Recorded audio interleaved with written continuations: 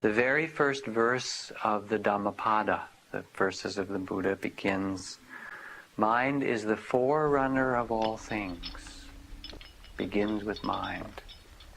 Speak and act with an impure mind or heart, and sorrow will follow you as surely as the wheel follows the oxen who draws the cart.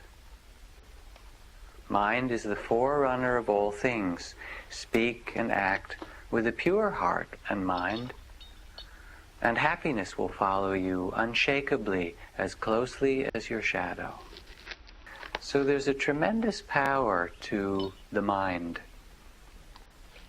this non-physical aspect of our being,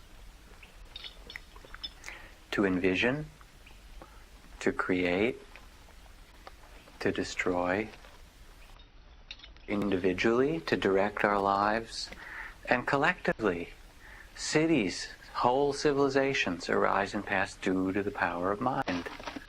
And it's the same thing that will, in the cycles of life, bring cities and civilizations to their end, which happens, just in case you'd forgotten. Right? So mind is this incredibly creative energy. Visualize, imagine, create, and then also destroy.